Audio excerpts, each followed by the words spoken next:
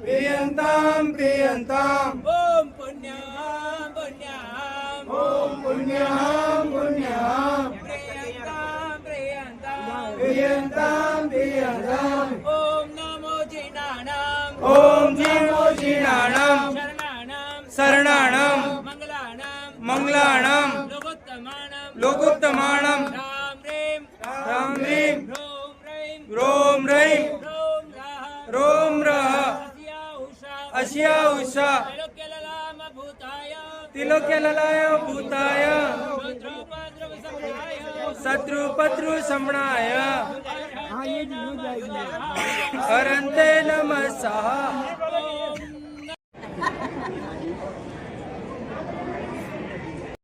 गिरगिटी से रस्सी उतर की होगी। अरे वो गिरगिटी से ऊपर देख कहीं रस्सी अटक गई। चलो रख 2 मिनट फोन चालू रख। नहीं है। अरे वो ये घंटियां अड़ती होगी बीच में। हाँ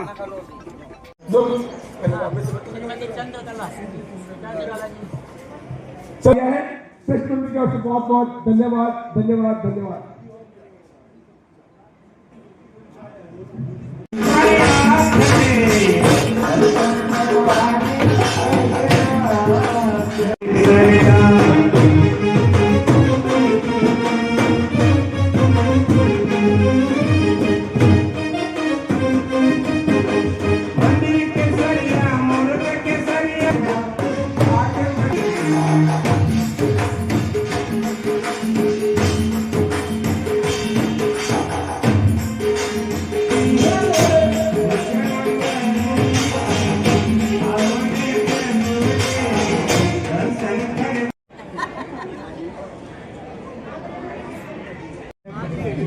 बहुत वर्ष पहले इनके गुरुदेव स्नेहलता श्री जी कल्पलता श्री जी महाराज साहब फलोदी अपने गुरु के तालाब में आए थे और उस समय में इन्होंने बहुत अच्छा वहाँ रुके थे, परमात्मा की आराधना की थी और आराधना करके उनके शरीर में कोई प्रॉब्लम थी, कोई तकलीफ थी, वो भी दादा की कृपा से एकदम निर्विघ्न और अच्छा हो गया था।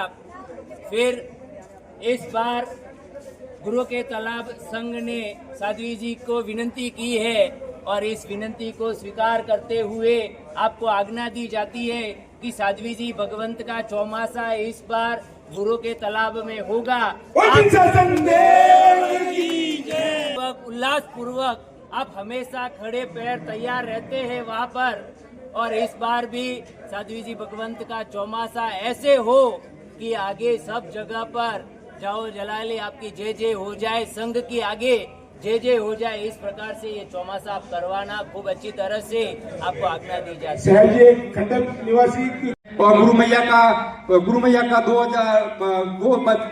28 साल पहले चिंतन दर्शित स्नेहलता श्री जी महाराज साहब का चतुर्मास हुआ था। और जब ये गश्त में थे तब ये पधारे थे वहाँ गुरु के तालाब में, और अब ये चतुर्मास करने जा रहे हैं तो हमें स्वीकृति प्रदान करें। 22 साल पहले आप पधारे थे जब वो गश्त में थे, और अभी चतुर्मास के लिए पधार रहे हैं। तो मैं पूरे ट्रस्ट के साथ में आपको विनती और जय बुलाने की अनुरोध करता हूँ, आप हमें स्वीकृति प्रदान करें। वाले ऐसे तो पूरी टीम साथ में लेकर चलते हैं, उनकी भावना रखती है जब ये कार्य होता है। मैं ओम प्रकाश जी का चोपड़ा का स्वागत के लिए हमारे अध्यक्ष महोदय से निवेदन उनका माल्यार्पण द्वारा स्वागत अभिनंदन करें। भंडारी से निवेदन माल्या द्वारा उनका परिवार के सभी परिवार वाले सबका सचिव महोदय से निवेदन, जेंट्स का तिलक माल्या द्वारा राकेश भंडारी से निवेदन,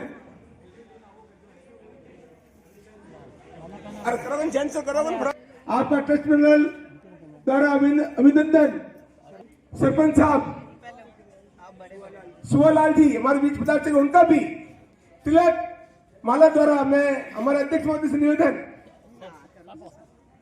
उनका तिलक माला और साफा द्वारा हमारे सरपंच साहब का सम्मान करें, जिन्होंने अभी हमारे आराधना भवन जो हॉस्पिटल का भी बुकिंग थी वो लोग ने कुछ 60 साल से उनके पास था, उनकी चाबी हम स्टेशन को सौंप दी। उनका बहुत बहुत आभार अभिनंदन। मैं शिवालाल जी से निवेदन, नाथ जैन तीर्थ के गंगानी के जहां अध्यक्ष हमारे साथ डॉक्टर राजेंद्र कुमार जी कंबट साहब हैं, और 2 दिवसीय इस कार्यक्रम के अंदर जिस तरीके से श्रद्धालुओं का आना रहा, आपके ध्वजा जी के जहां दर्शन भी लोगों को करने के मिले, क्या कहना चाहेंगे?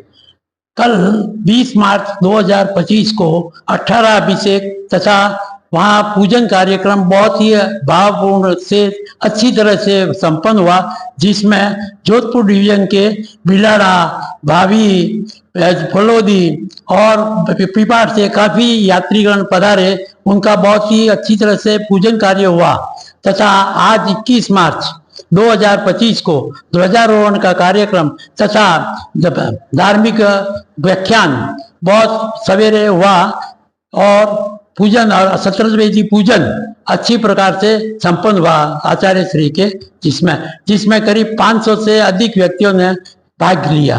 बिल्कुल, यहाँ जो जीर्णोद्धार का कार्य चल रहा है उसके बारे में भी जानना चाहिए। जीर्णोद्धार का कार्य प्रगति पर है। यह कार्य श्री शासन रत्न मनोज भाई हिरण की संरक्षण तथा प्रेरणा से हो रहा है तथा लोग बाग इसमें अपने मन से पसंद से भाग ले रहे हैं। बहुत बहुत धन्यवाद। लगातार इसी तरीके के कार्य और भक्तों का आना जाना वर्ष पर्यंत लगा रहता है, श्रद्धालु आते रहते हैं, और जीर्णोद्धार के बाद मंदिर का जो रूप देखने को मिलता है, निश्चित है कि वह प्राचीनता के साथ आधुनिकता की जो झलक चाहिए वो भी इसमें देखने को मिलती है। यह मंदिर लगभग 2500 साल पुराना मंदिर है, और इसमें जो जीर्णोद्धार का काम अभी पिछले 2 सालों से चल रहा है, इसमें बहुत प्राचीनता को भी साथ में रखते हुए नवीनीकरण कराया जा रहा है, ताकि इसकी प्राचीनता और जो भगवान का जो विराजमान है उसकी सीट को छेड़छाड़ नहीं करते हुए इसका जीर्णोद्धार हो रहा है। और बनने के बाद ये देव विमान के जैसा इसका रूप होगा मंदिर का।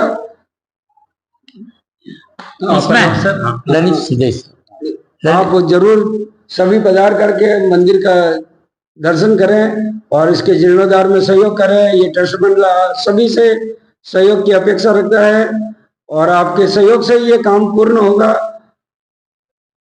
तीर्थ के कार्य के लिए जो अभी यात्रीगण पधारे वो अधिक से अधिक अपना आर्थिक तथा धन से सहयोग प्रदान करते हैं।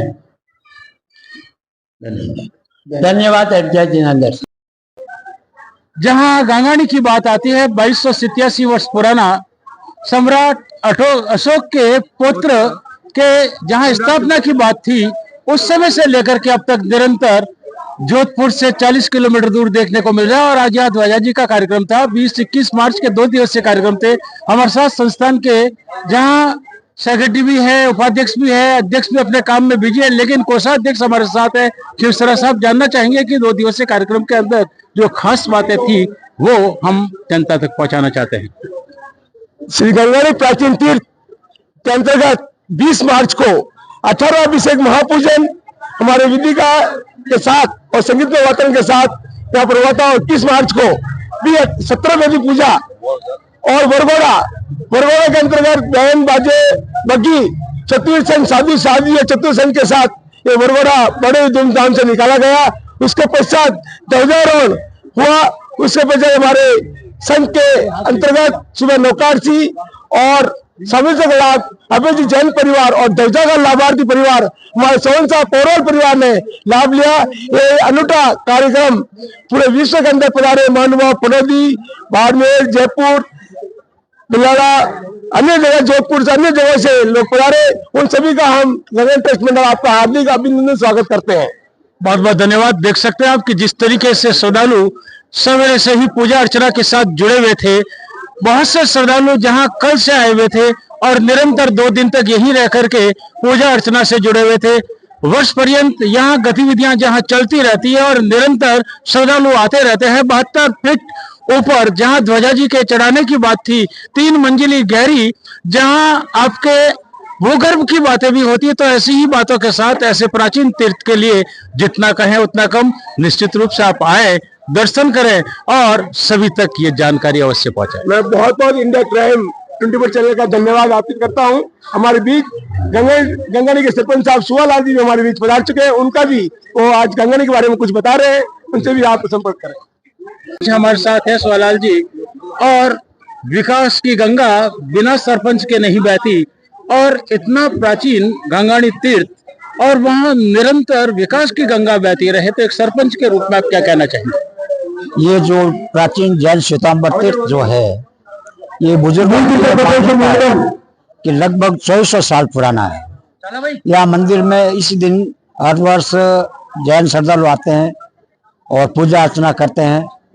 और गांव के लिए भी ये लोग हमेशा सहयोग देते रहते हैं। जैसे ये बहुत बड़ी यहाँ पर धर्मशाला बनी हुई है, तो हम आई कैंप वगैरह यहाँ पर लगाते हैं, तो इनसे हम मांग के इनको लेते हैं और ये फ्री हमें देते हैं। गांव के विकास में इनकी भी हमारे भागीदारी रहती है।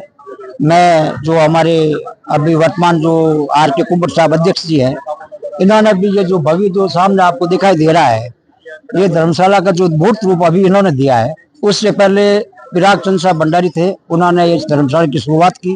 फिर उनके पुत्र टिमन चंद्र साहब भंडारी ने इनको संभाला और प्रेम सुंदर जी महाराज साहब थे, उन्होंने ये प्रेरणा दी जैन समाज को क्या एक धर्मशाला होनी चाहिए। उससे पहले यहाँ कोई आते नहीं थे।